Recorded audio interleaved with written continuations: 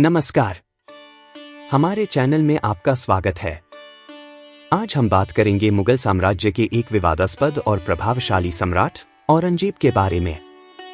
उनका शासनकाल मुगल साम्राज्य के शिखर को दर्शाता है, लेकिन इसके पतन की भी नींव रखता है। आइए उनके जीवन, नीतियों और इतिहास पर उनके प्रभाव को जानें। औरंगजेब का जन्म 3 नवंबर 1618 को गुजरात के दाहोद में हुआ था। वे सम्राट शाहजहां और मुमताज महल के तीसरे पुत्र थे।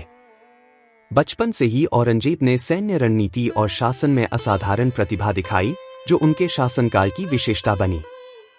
राजकुमार के रूप में औरंगजेब ने विभिन्न सैन्य अभियानों में महत्वपूर्ण अनुभव प्राप्त किया। दक्षिण भारत के क्षेत्रों पर विजय सहित उनकी प्रारंभिक सफलताओं ने उनकी रणनीतिक कुशलता को दिखाया और उन्हें एक सक्षम योद्धा के रूप में प्रतिष्ठा दिलाई। 1658 में औरंगजेब ने अपने भाइयों के खिलाफ एक भीषण उत्तराधिकार युद्ध के बाद सिंहासन पर कब्जा कर लिया। उनके लगभग 50 वर्षों के शासनकाल को इस्लामी सिद्धांतों के कठोर पालन और मुगल साम्राज्य के विस्तार और सुदृढ़ीकरण पर ध्यान केंद्रित करने के लिए जाना जाता है। औरंगजेब के शासन में मुगल साम्राज्य ने अपने सबसे बड़े क्षेत्रीय विस्तार को प्राप्त किया, जो लगभग पूरे भारतीय उपमहाद्वीप को कवर करता था। उनकी प्रशासनिक सुधारों का उद्देश्य शक्ति का केंद्रीकरण और राजस्व में वृद्धि करना था। हालांकि ये नीतियां विवादास्पद थीं, लेकिन इतने बड़े साम्राज्य पर नियंत्रण बनाए रखने में काफी प्रभावी थीं। औरंगजेब के शासनकाल को अक्सर उनके इस्लामी कानूनों के कठोर पालन के लिए याद किया जाता है।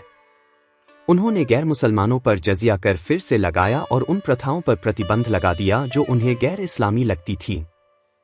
इन नीतियों के कारण उनके साम्राज्य के विभिन्न समुदायों और क्षेत्रों में काफी तनाव और अशांति उत्पन्न हुई। उनकी कठोर छवि के बावजूद औरंगजेब कला और वास्तुकला के संरक्षक भी थे। उन्होंने लाहौर की बादशाही मस्जिद और औरंगाबाद की बीबी का मकबरा सहित कई मस्जिदों और किलों का निर्माण करवाया, जो ताजमहल के समान है।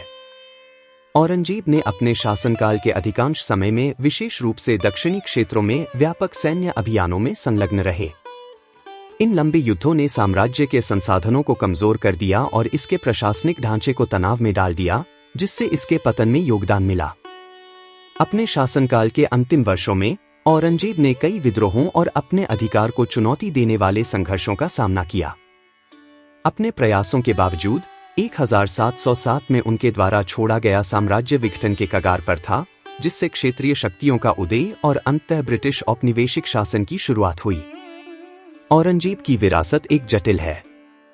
जबकि वे एक शक्तिशाली और प्रभावी शासक थे जिन्होंने मुगल साम्राज्य को उसकी चरम सीमा तक पहुंचाया, उनकी नीतियों ने विभाजन और पतन के बीज भी बो दिए।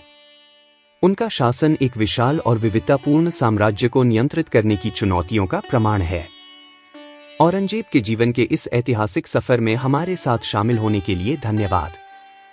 अगर आपको यह वीडियो पसंद आया हो तो कृपया लाइक करें, शेयर करें और हमारे चैनल को सब्सक्राइब करें, ताकि आप और भी रोचक इतिहास के विषयों पर हमारे वीडियो देख सकें।